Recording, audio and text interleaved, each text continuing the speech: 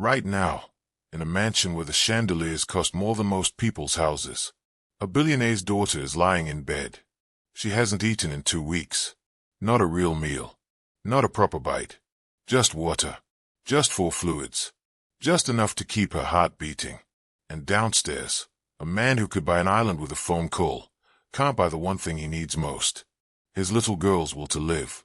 This is the story of how a maid, a quiet woman nobody noticed, did what doctors, therapists, and millions of dollars couldn't. She got the billionaire's daughter to eat again. Before we go, like this video, subscribe to the channel, and turn on notifications so you don't miss the next story. Thank you. Let's begin. The house was too quiet. Not the peaceful kind of quiet. The heavy, anxious kind. The everyone is trying not to breathe too loudly kind. Staff moved like ghosts through marble hallways, eyes lowered, voices hushed. The head chef stared at full trays of untouched food, his hand shaking each time he had to carry one back to the kitchen, still untouched. On the 3rd floor, behind a set of double doors, Ava Sterling lay curled on her side. 20 years old. Hair tangled on the pillow. Lips dry. Eyes unfocused, staring at the wall. In the last 14 days, she'd refused every plate, every smoothie, every carefully measured spoonful. She just stopped. Stopped eating. Stopped talking. Stopped being the Ava everyone used to know. And in his private office, surrounded by screens streaming stock prices and market news, Ethan Sterling, her father, stood with his back to all of it, his forehead pressed to the glass window as city lights shimmered below. A doctor stood a few steps behind him, clutching a tablet. "Mr. Sterling," the doctor said softly, "I need you to understand. At this point it's not just about her body. It's her mind. She's choosing not to eat." Ethan's jaw tightened. "Then make her choose," he snapped. "Isn't that what I'm paying you for?" You can hear the arrogance, right? The frustration. The man was used to solutions, to numbers, to control. But this wasn't a hostile takeover or failing stock. This was his daughter. "She'll need inpatient care if this continues," the doctor replied. "Tube feeding, restraints, even if she fights. That kind of trauma could make things worse." Silence. Ethan's fingers curled into fists. What if she... His voice cracked, and he forced it steady again. What if she just chooses not to live? The doctor didn't answer, because that was the question nobody wanted to say out loud. What Ethan didn't know was that help was already walking through his front gate, with a second-hand suitcase, worn shoes, and a name tag that simply read, Elena. Let me take you back a few weeks, before the 2 weeks of starvation, before the silence swallowed the house, back when the staff still spoke above a whisper, and Ava was still leaving her room. Ethan Sterling was exactly what you'd picture when you hear billionaire. Custom suits. Perfectly cut hair going silver at the temples in that annoyingly handsome way. A watch that could pay off someone's college debt and then some. People knew him as a ruthless deal-maker. But if you asked his daughter, before everything fell apart, she'd say he was just busy. Too busy to come to the school play. Too busy to answer when she called during meetings. Too busy to remember that she hated strawberries and loved blueberries. He loved her, in his own way. He really did. But his love was wired through money. Private schools. Luxury vacations. The best doctors when she caught even a small flu. And then there was her mother, Lena Sterling. Warm. Laughing. The kind of woman who made even the staff feel seen. Who would stop in the kitchen just to ask, "Have you eaten?" and meant it. If Ethan was the brain of the empire, Lena was the heart. Until the night of the accident. You know how every family has that one date they never want to see on a calendar again? The one that feels cursed. For them, it was a rainy October evening. Ava had called her mom from a party, crying. She'd had a panic attack. People were filming her. Someone had posted something cruel about her online. Lena didn't hesitate. She grabbed her keys. "I'm going to get her," she told Ethan. He looked up from his laptop and frowned. "Send a driver." "She needs me," Lena said, already halfway out the door. What they didn't know was that a truck, a wet road, and one bad decision by a stranger would change everything. Lena never made it to Ava, and Ethan never forgave the world. Ava never forgave herself, because in her mind, If she hadn't called, if she hadn't been so weak, her mother would still be alive. That guilt sat in her chest like a stone. Day after day, year after year. From the outside, if you had seen Ava Sterling's life, you might have thought she had it all. But grief doesn't care about marble floors. Guilt doesn't care about your last name. It started small. A skipped breakfast. I'm not hungry at lunch. Or I'll just have coffee for dinner. At first, Ethan didn't notice. He was in meetings, on calls, flying between cities. The staff noticed. The chef talked to the house manager. She's barely touching anything. The house manager talked to the on-site nurse. Keep an eye on her. The nurse talked to Ethan's assistant. You should mention this. But by the time it made its way through all the layers to Ethan himself, Ava had already lost weight. Her cheeks were hollowing. Her clothes hung looser. He barged into her room one evening, finding her sitting by the window with untouched food on a tray. Ava. His voice echoed in the high ceiling of her room. Why aren't you eating? She didn't look at him. I'm not hungry. You haven't been hungry for days. Then leave me alone. He was scared. Really, he was. But fear came out of him as anger. Do you have any idea what you're doing to yourself? He snapped. Do you think your mother would want to see you like this? That word, mother, hit the nerve like an exposed tooth. Ava's eyes flashed up, finally meeting his. My mother died because of me, she whispered. So no, I don't think she wants to see me at all. You felt that, didn't you? Ethan took a step forward, his voice hard. That's not true. And I won't let you throw your life away because of some drama phase. Her face shut down. Oh, a drama phase. Okay. She laughed, but it was empty. Thanks for understanding, Dad. He tried to backtrack. That's not what I... But she was already pushing the tray away, turning her face back to the window. I'm not hungry. That was the night something inside her snapped. From then on, it wasn't I'm not hungry. It was no. No to food. No to company. No to doctors, therapists, and soft-voiced pleas. Within a week, the in-house nurse was calling specialists. Within 10 days, the specialists were using words like medical crisis and refusal to eat. By day 14, everyone understood. This was no phase. This was a war. And Ava wasn't fighting them. She was fighting herself. On the morning of day 14, a black car pulled up to the servants' entrance, and a woman stepped out, early 30s, hair twisted back in a simple bun, worn coat buttoned all the way up. Elena Alvarez. To everyone else, she was just the new maid. The agency had sent her after the previous girl quit, claiming the house was too tense, that she had nightmares from all the arguing, from the crying she heard at night. Elena had heard the rumors. The girl upstairs won't eat. The boss is losing his mind. Nurses and doctors coming and going. Most people heard that and ran for the hills. Elena heard it and signed the contract. Because what nobody at that mansion knew was this. Years ago, Elena had watched her younger brother slowly destroy himself with addiction. They tried everything. Rehab, intervention, her own desperate couch floor bargains. She knew what it looked like when someone decided they didn't deserve to survive. She also knew what it felt like to be too poor to get the help they needed. Her brother never made it. Elena promised herself she'd never ignore another soul slipping through the cracks if she had even the slightest chance of reaching them. So when the agency mentioned refusal to eat, emotional trauma, billionaire family, she didn't just hear a job. She heard a chance she hadn't had last time. Inside, the house manager greeted her briskly, walking fast. You'll be assigned to the 3rd floor, she said, barely glancing at Elena's face. Light cleaning, changing bed sheets, keeping the corridor presentable. Do not go into Miss Ava's room unless instructed. Do not speak to her unless she speaks to you first. She's delicate. Elena nodded. I understand. The manager lowered her voice a little. She can be cruel. Don't take it personally. The last maid came downstairs crying almost every day. Just do your work. The less attention you draw, the better. They passed doctors in white coats, staff carrying silver trays, security men with earpieces.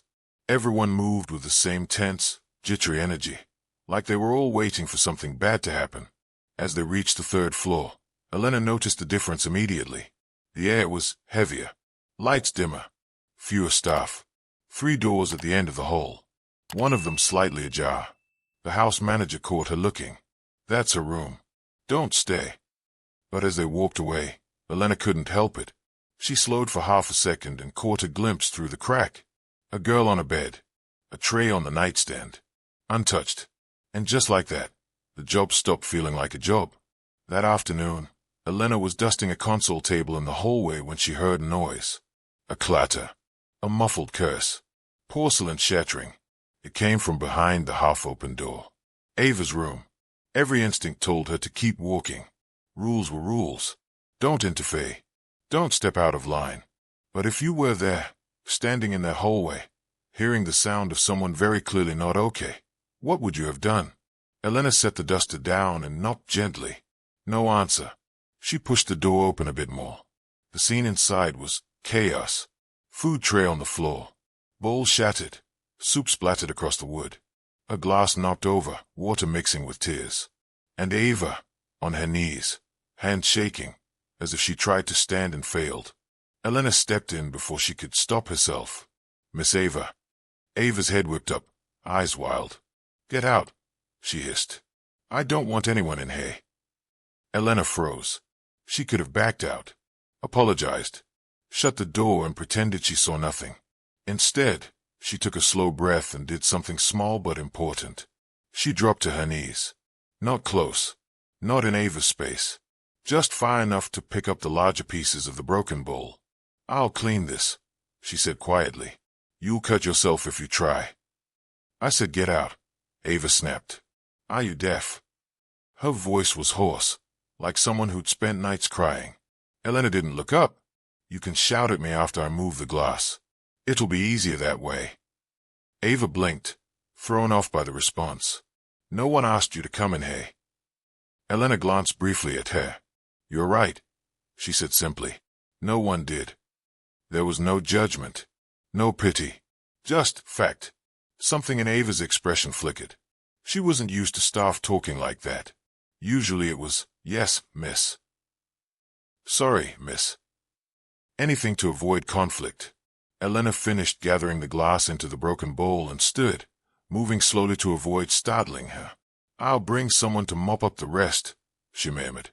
"And another tray." Ava laughed, but it was bitter. "Don't bother," she said.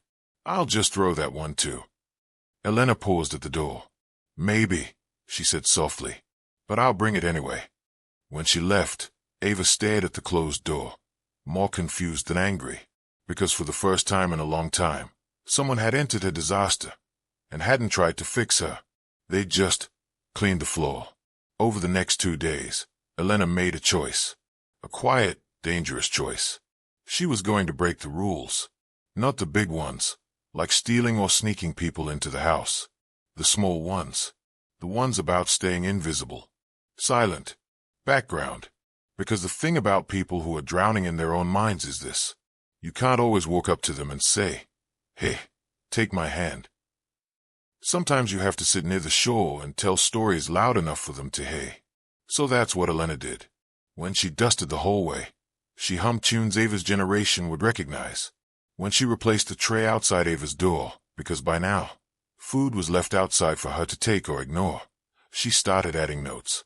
Just 1 or 2 lines, written in neat handwriting on the corner of the napkin. Daylight doesn't always mean you're okay, but it does mean you survived the night. The next day, you don't have to eat the whole thing. 1 spoon is still more than yesterday. She never signed them. She never knocked to explain. She just left them and walked away. Inside the room, Ava pretended she didn't care. She ignored the first note, eyes sliding past it. The second one, she picked up and crumpled, then secretly smoothed out again when no one was looking. The third one made her chest ache. Your heart is still beating. That means your story isn't over yet. Who writes things like that on napkins? Ava started listening for footsteps in the hall. She noticed that the new maid's steps were different. Lighter. She didn't rush like everyone else, even though she was probably the lowest-ranked person there. One afternoon, Ava crept to the door and pressed Harry against it, catching Elena's voice passing by as she spoke quietly to another maid. "Did you hear?" the other woman whispered. "They say Mr. Sterling is flying in another specialist tomorrow. Some big-name psychiatrist." Elena's answer was different from the usual house gossip. "I hope they remember to talk to her," she said. "Not just about her." Ava's breath caught. Someone in this house. Got it. On day 16. Because yes, the not eating had gone on past 2 weeks by now. Medically dangerous and terrifying. Elena found herself in the kitchen. The chef was pacing, tugging at his hairnet. "She used to love my food," he muttered. "Little Miss Ava, always sneaking snacks when her mother wasn't looking. Now everything goes back untouched. I don't know what else to cook." Elena wiped down the counter. "What did she love most?" she asked. He stopped. "What?" "Before," she clarified. "When she ate. What was her favorite?" He thought for a second. "There was this soup," he said slowly. "Her mother's recipe. Simple potato and leek. Nothing fancy. They'd eat it together at the big kitchen table sometimes. Not in the dining room. Like normal people." His eyes got a little shiny. "We haven't made it since Mrs. Sterling passed." Elena's mind started spinning. Grief. Food. Memories. You know how a smell can yank you back to a different time. To a living room at Christmas or a hospital corridor. "Teach me," she said. He blinked. "You. Why?"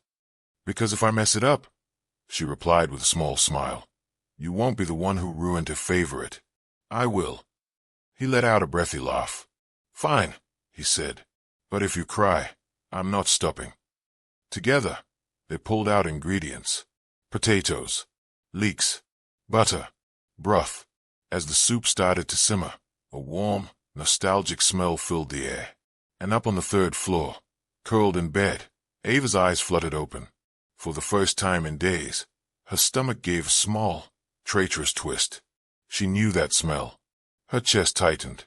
"Mom," she whispered to the empty room. Downstairs, Elena watched the pot and made a decision.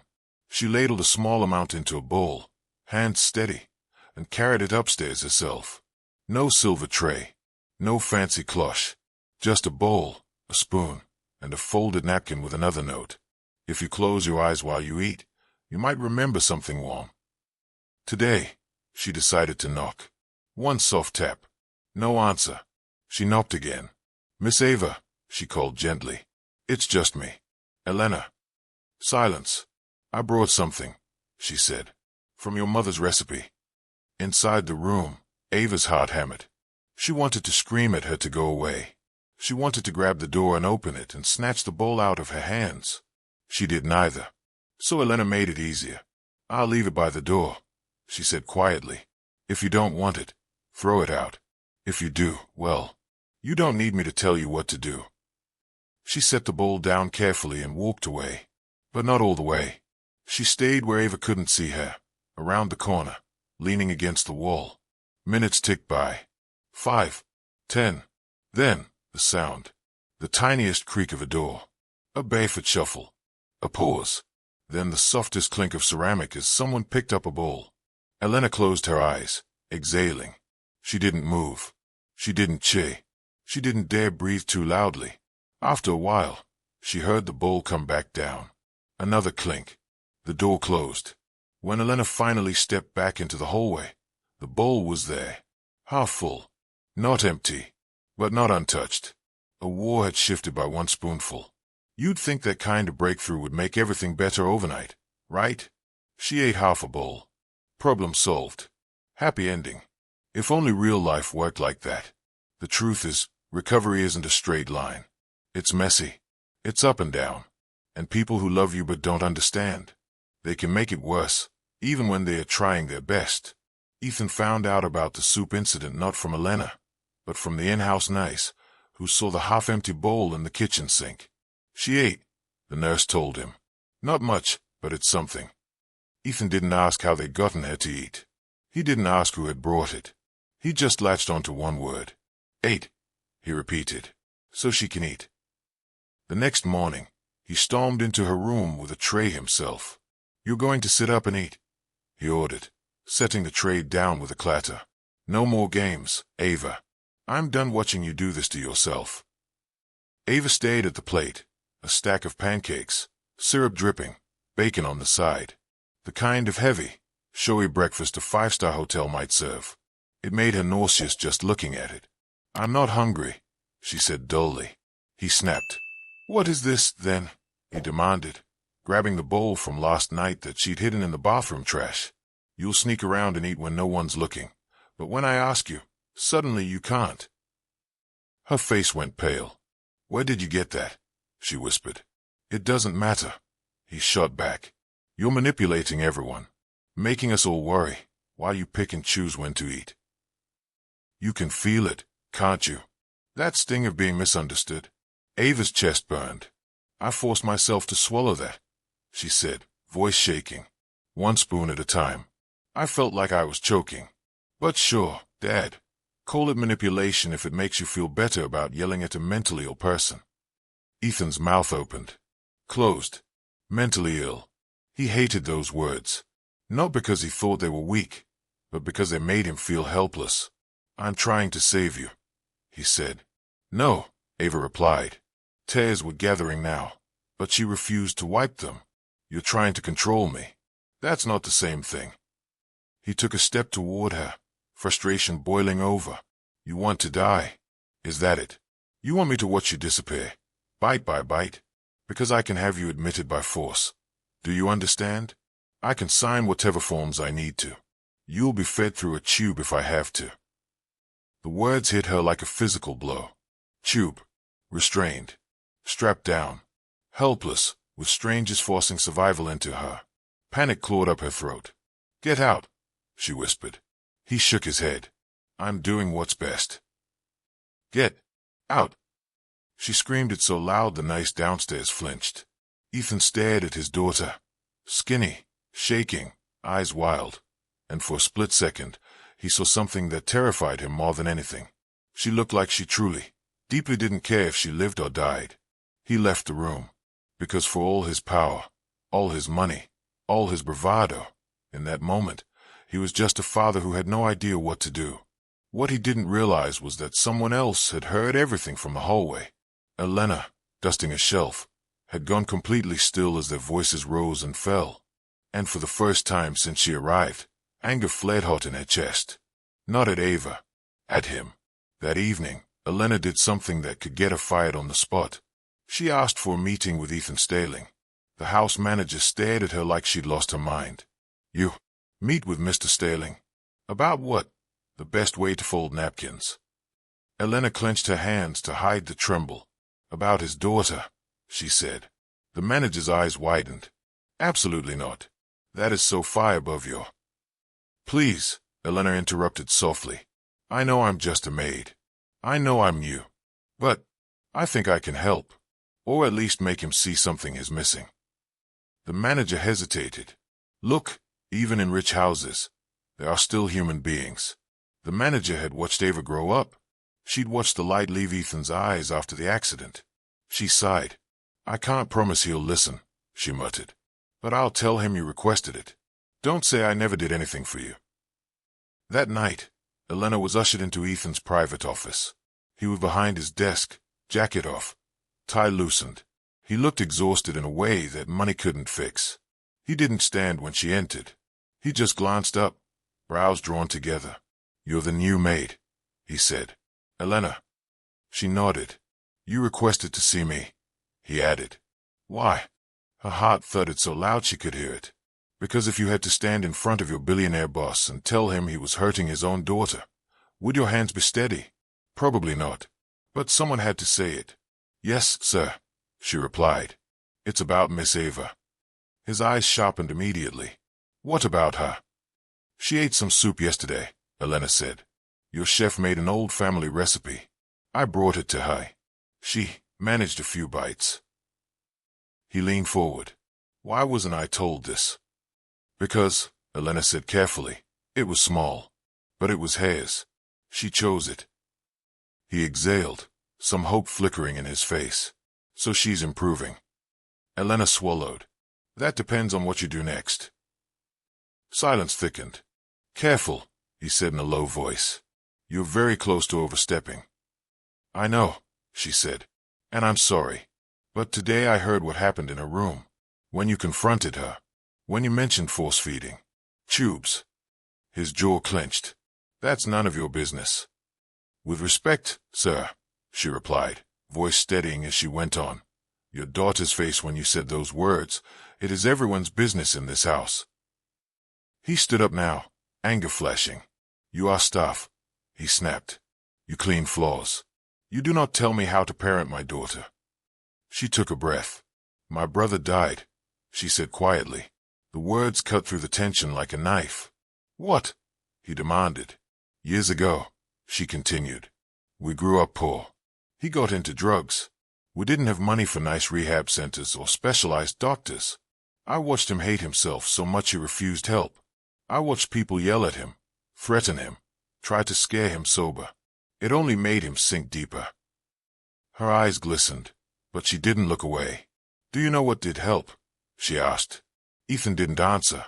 The few moments someone sat beside him, she said, and made him feel like more than his illness. Not a project. Not a problem. Just a person. The war was inside him. Everyone kept trying to fight him instead. She stepped forward a little. Not enough to threaten, just enough to be seen. Your daughter is starving, she said. But not just her body. Her heart. Her guilt. You keep trying to force food into her without feeding the part of her that thinks she doesn't deserve it. His eyes glinted with anger and something else. Pain. Shame. And what? He asked tightly. Do you suggest I do? Sit with her while she slowly kills herself? Watch and do nothing? No, Elena replied. Sit with her while she slowly decides to live. He laughed once, bitter. That's poetic, he said. It's not a plan. She held his gaze. Then let me try mine, she said. Give me 2 days. 2 days where you don't bring in new doctors. You don't threaten hospitals. You don't yell. You just show up. He frowned. Show up how? Come to her room, Elena said simply. Once in the morning, once in the evening. Sit, even if she screams at you, even if she ignores you, and let me handle the food. He shook his head. This is ridiculous. You think a maid can fix what specialists couldn't? No, she said. I think a father can, if he learns to be present instead of powerful. And I think maybe I can help you become that father in the moments that matter. You can imagine how those words hit him. No one talked to him like this. No one dared. Because who was she? Just a maid with second-hand shoes and a brother she couldn't save. But maybe that was exactly why her words carried weight. She didn't want his money, just his effort. He stared at her for a long moment. What if she dies? He finally whispered. While we're trying your experiment. Elena's voice softened. What if she dies while you keep doing what you're doing now? She asked. Because from what I've seen, Mr. Sterling, your way is killing her faster than the starvation. That was the sentence that changed everything. He sank back into his chair, the fight leaving his shoulders. 2 days, he muttered. And if nothing changes? If nothing changes, she said gently, I will stand beside you when you make the hard decisions. But give her the chance to choose life before you choose it for her. The next morning, the staff buzzed with whispers. Did you hear? The new maid had a meeting with the boss. She's going to get fired. Or promoted. Or both. But upstairs, on the 3rd floor, something different was happening. For the first time in weeks, Ethan knocked on his daughter's door without doctors behind him. Just him. Go away, Ava croaked. It's me, he said. Just me. She rolled her eyes where she lay facing the wall. Even better. Go away. He opened the door anyway and stepped inside. No tray. No lectures. No folder of test results. He sat in the armchair by the window and said nothing. Minutes passed. You're just going to sit there? Ava muttered. Yes. Why? He swallowed. Because I don't know what else to do. It was the most honest thing he'd said to her in a long time. Upstairs in the hall, Elena listened, pressing her back to the wall. She was carrying a small bowl again. Not the full meal the doctor wanted. Not the heavy breakfast Ethan used to demand. Just soup. She waited until evening for her part of the plan. When the sun dipped low and the house lights came on one by one, she approached Ava's room again. This time, she didn't leave the bowl outside. She knocked. "Miss Ava, may I come in?" Inside, Ava sighed. "Is there any point in saying no?" "Probably not," Elena said through the door. "But you can try." A tiny, reluctant smile tugged at Ava's lips despite herself. "Fine," she said. "You can come in. But I'm not eating." Elena stepped inside, closing the door gently behind her. The air in the room smelled stale, the curtains half-drawn. Ava was a pale shape against the bed, hair messy, sweatshirt hanging. Elena didn't walk straight up to her. She went to the small table by the window and set the bowl down, then pulled a chair over and sat today. "I'm not here to make you eat," she said. "Then why the bowl?" Ava muttered. "Elbow rest," Elena said. "Very fancy. Billionaire grade elbow support." It was such a stupid joke. A soft, silly thing in a room full of heavy silence. Ava snorted. "Just once." Quickly, Elena caught it and smiled. "I brought this," she went on, nodding to the soup, "because I wanted to eat. And I didn't want to eat alone." Ava frowned. "You're eating in my room?" "Yes." "Why?" Elena shrugged. "Because tables are overrated." She picked up the spoon, took a small sip, and made an exaggerated face. "Still needs salt," she said. "Don't tell the chef I said that." Ava stared, bewildered. "You're weird," she said. "Correct," Elena agreed. She took another spoonful. And another. Ava's eyes betrayed her. They flicked to the bowl, to the steam, to the tiny flecks of herbs. Her stomach twisted again. "Why aren't you eating downstairs?" she asked. "Too quiet," Elena said. "Everyone whispers now, like the house is holding its breath." "That's because of me," Ava muttered. "Yes," Elena said plainly. "You have quite an impact." Ava glared. "You're supposed to say, 'No, of course not. No one blames you.'" "Do you want me to lie?" Elena asked. Ava opened her mouth, closed it. "No," she finally said. "I'm tired of lies." "Then here's the truth," Elena said softly. "You are not blamed, but you are felt. When you hurt yourself, this house hurts with you. Not because you're bad or selfish, because you're loved, even when people are terrible at showing it." Ava looked away, eyes glassy. "My dad thinks I'm dramatic," she whispered. "I think your dad is terrified," Elena replied.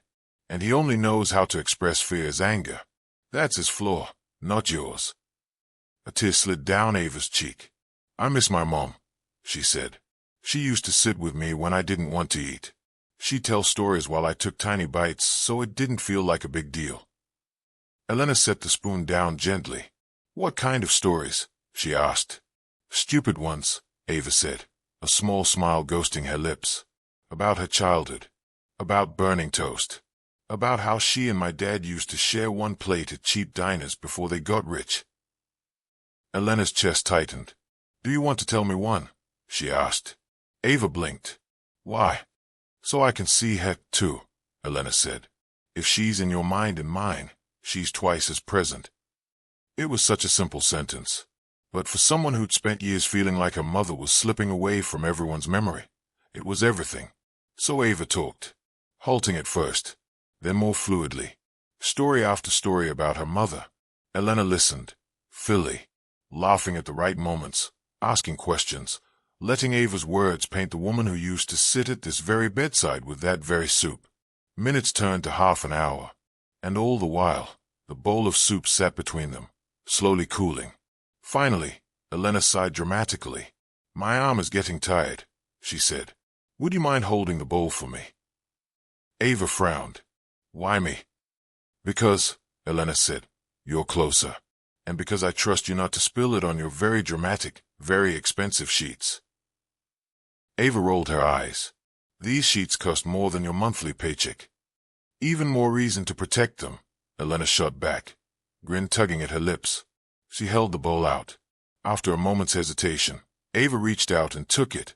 Her hands shook slightly from weakness. "There," Elena said. "Teamwork." She picked up the spoon again, dipped it, and took another sip. It really does need salt, she muttered. Give me that, Ava said, surprising herself. She took the spoon, dipped it into the bowl, and brought it to her lips, out of habit more than intention. The moment the soup touched her tongue, her whole body jolted. Taste, memory, warmth. Her throat tried to close, fear screaming no, no, no. But another part of her whispered, Mom. She swallowed. Tiny. Barely anything. But it was something. Elena didn't cheer. Didn't gasp. Didn't say, see, I knew you could do it. She just kept the conversation going like nothing monumental had happened. Anyway, she said casually, tell me more about the burnt toast. Ava stayed at the spoon. Her eyes flooded with tears. I can't, she whispered. I can't eat the whole thing. No one asked you to, Elena said gently. One spoon is more than yesterday. That's math even I can do. A shaky laugh burst out of Ava between tears. She took another spoonful. Slow, painful, trembling. Then another. Halfway through, she broke, sobs racking her thin frame. I don't deserve this, she choked. I killed her. How can I be here eating while she's not? Elena moved her chair closer. She didn't reach out without permission. She just sat in arm's reach, eyes steady. You didn't kill her, Elena said. A driver who made a bad decision did. Rain and timing and fate did. You made a phone call because you were scared and wanted your mother. That is not a crime. That is love. Ava shook her head violently. If I hadn't called. If she hadn't picked up, Elena countered gently, she would have felt like a bad mother. And from everything you've told me tonight, she hated that feeling more than anything.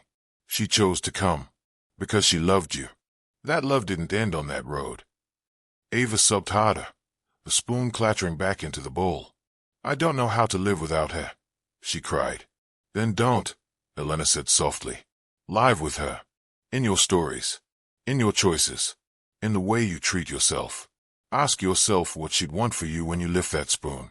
I promise you, it's not an empty bed and an empty plate. Ava squeezed her eyes shut. In her mind, she pictured her mother. Not the way she looked in the casket.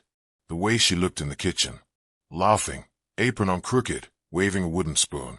I'm so sorry, Mom, she whispered. And for the first time, instead of imagining her mother turning away, she imagined Lena smiling at her. That's enough for tonight, my love, that imaginary version said. One more bite and we'll call it a victory. Another spoon. Another swallow. The impossible was happening. Not because someone forced her. Not because someone guilted her. But because someone sat beside her in her pain and offered warmth without demand. What neither of them knew was that a third person was there too. Just outside the door. Ethan. He'd come to check on them after Elena told him her plan. He'd raised his hand to knock, and then heard his daughter talking. Really talking. Not snapping. Not muttering one-word answers. Pouring her heart out. So he stayed. He listened to every word. About the guilt, the accident, the anger. About how she believed she killed the woman they both loved most. He heard Elena's gentle corrections. The way she never called Ava crazy or dramatic. The way she said we instead of you. He heard the tiny clinks of a spoon in a bowl and felt tears he didn't even know he had left burn his eyes.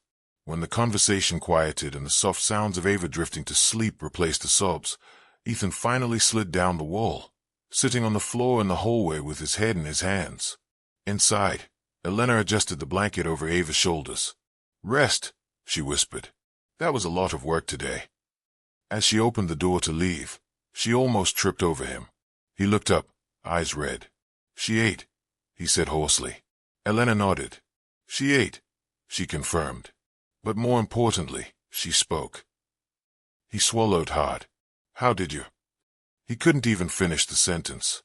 Elena sat across from him in the hallway. The door closed between them and Ava. I didn't do the impossible, she said. I just made space for her to choose differently. The impossible part, that was Hayes. He scrubbed a hand over his face. I've been so angry, he admitted. At the driver. At the rain.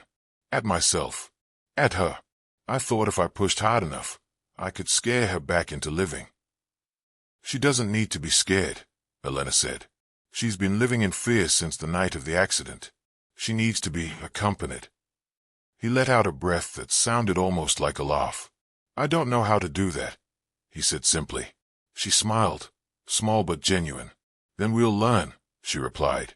One spoon at a time. Recovery wasn't magical the next day. Ava didn't wake up cheerful, asking for pancakes. She woke up exhausted, eyes swollen from crying, stomach sore from the unfamiliar weight of food. But something had shifted. The next evening, when Elena knocked again, with a much smaller portion this time, Ava didn't say, "I'm not eating." She said, "Sit. Tell me another story." Sometimes she only managed 2 spoonfuls. Sometimes 4. Sometimes just 1, but she kept it down. On the 3rd day, Ethan joined them. He didn't come in to direct or insist. He came in with his own bowl. It was almost comical, seeing the billionaire CEO perched awkwardly on a chair in his daughter's room, eating simple soup. He looked at Ava. "Your mom used to burn toast so often," he said, trying to keep his voice light. "We nearly set off the fire alarm in our first apartment every morning." Ava blinked. "You remember that?" she asked. He smiled, a little sadly. "I remember everything about her," he said. "I just didn't know how to talk about it without falling apart." So they fell apart together. They shared stories. They shared soup. They shared silences that weren't filled with accusations or ultimatums, just presence. The nurse monitored Ava closely, adjusting fluids, checking labs. The doctors, for once, were told to stand back and watch. 1 week later, Ava could sit up longer. The color tentatively returned to her face. 2 weeks later, she walked slowly down the hallway, holding onto the wall, Elena hovering like a quiet shadow behind her. The first time she stepped into the kitchen again, the staff froze. The chef nearly dropped a pan. "Hi," Ava said, voice small. I wanted to say thank you. For the soup." He burst into tears. "Right there, in front of everyone. You have to understand, those people hadn't just been employees. They'd been watching a child they'd known for years dissipate. To see her standing there, even thinner, even fragile, was a miracle. And through it all, Elena stayed consistent. She didn't turn into a savior figure. She didn't take credit. She just kept showing up, napkin notes and quiet jokes and honest truths. She talked to Ava about therapy, not as a punishment, but as a tool. She encouraged Ethan to go too, to unpack his own grief and guilt. Slowly, the house shifted. Whispers turned into normal conversations again. Laughter crept back into rooms it had avoided. The 3rd floor felt less like an ICU and more like part of a home. Months passed. Healing is slow. Let's be honest about that. There were setbacks. Days when Ava stared at her plate and whispered, "I can't." Nights when she woke up from nightmares, reliving the phone call, the sirens, the hospital. On those days, Ethan didn't yell. He sat at the edge of her bed and said, "Okay, then we'll just breathe together." On those nights, Elena would make tea and sit in the hallway outside Ava's door, close enough that Ava could hear the pages of her book turning. "Knowing someone is there," she once told Ava, "can be enough to keep you here too." One evening, months after the first bowl of soup, Ava said something neither of them expected. "Elena." "Yes, Miss Ava." "Stop calling me Miss," she said. "Just Ava." Elena smiled. "Okay, just Elena, then." Ava hesitated, then wrung her fingers together. "Promise me something," she asked. "That depends," Elena said. "If it's never make soup again, I can't do that." Ava laughed. "No," she said. "Promise me that if I start slipping again, you won't let me do it alone, even if I say I want to." Elena's eyes softened. "I promise," she said. "But I need a promise from you too." Ava raised an eyebrow. "What?" "Promise that when the guilt gets loud," Elena said, "you'll remember your mother's voice louder. The one that laughed. The one that burned toast. Not the one in your head that blames you." Ava swallowed. "That's hard," she admitted. "I didn't say it'd be easy," Elena replied. "Just that it's possible. Like eating a whole bowl of soup used to be." Ava nodded slowly. "Okay," she whispered. "I promise." "You're probably wondering what happened to the maid, right? The one who stepped into a stranger's house and changed everything. Here's the thing about people like her. If the world were fair, they'd be on magazine covers. Instead, they're usually holding the magazine while cleaning the coffee table. But in this house, at least, her impact didn't go unnoticed. One afternoon, Ethan called her into his office again. Only this time, he stood up when she entered. "I owe you an apology," he said, "for the way I spoke to you before. For thinking your job made your insight less valuable." She shook her head. "You were scared," she said. "People say dumb things when they're scared." He smiled faintly. "Even so," he continued, "you deserve better. And I hear you've been taking night classes." She stiffened, surprised. "How did you?" "Ava told me," he said. "She's very proud of you, by the way. Says you're going to be a psychologist who makes more sense than any of the ones I've hired." Elena flushed. I don't know about that," she murmured. He slid an envelope across the desk. "This," he said, "is a scholarship. Full tuition, housing, everything you need to finish your degree. No conditions, no strings." Her eyes widened. "I can't take this," she breathed. "You already earned it," he replied. "You walked into my house as just a maid, and did the impossible. You reminded me that my daughter is a person, not a problem to be solved. You showed me how to be present, not just protective." He paused, swallowing. "You saved her life," he finished quietly. "The least I can do is help you build yours."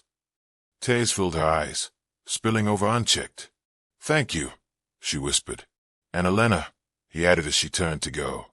"Yes. This house, it's always your home too," he said.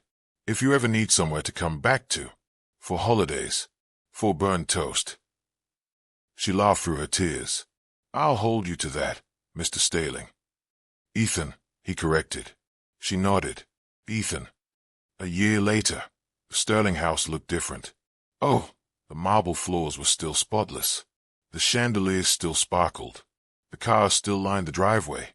But the biggest change, the dining room table, was actually used. One evening, as the sun set in streaks of pink over the city skyline, 3 people sat around it. Ava, Ethan, and Elena, back from her first semester away, her textbooks piled on a chair nearby. Plates weren't overflowing. Portions were reasonable. Nobody commented on who ate how much. They talked about classes, about business trips, about the new soup recipe the chef was testing. At one point, Ava set her fork down and looked at her father. "Do you remember," she said, "when I didn't eat for weeks?" The room went quiet. "Every day," Ethan said softly. "I wish I didn't, but I do." She nodded. "I don't," she said. "Not like I used to. It's fuzzy. But I remember what it felt like to think I didn't deserve to take up space." She turned to Elena. "And I remember you," she said, "sitting in that ugly chair with a bowl of soup, acting like eating was just something we could do together. Like it wasn't a test I was failing." Elena smiled. "That chair was a war hero," she said. "Show some respect." They laughed. Ava's expression sobered. "I thought I was beyond saving," she admitted, "that no one could reach me. But you did the impossible." Elena shook her head. "No," she said. "You did. You picked up that spoon. You swallowed. You chose to keep going." Ava looked at both of them. "Maybe," she said quietly, "it wasn't impossible after all. Maybe I just needed someone to sit with me in the darkness and not try to drag me into the light before I was ready." Ethan reached across the table, hesitant. "May I?" he asked. She nodded. He took her hand. "I missed so much," he said. "I was there physically, but not really there.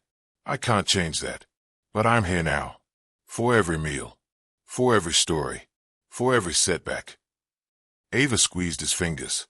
"That's enough," she said. "More than enough. If you're watching this right now, thinking about someone you love who's hurting, or maybe thinking about yourself, remember this. The maid didn't cure the billionaire's daughter. The billionaire's money didn't either. What changed everything was connection. Small, consistent, stubborn acts of love. A bowl of soup. A chair pulled closer.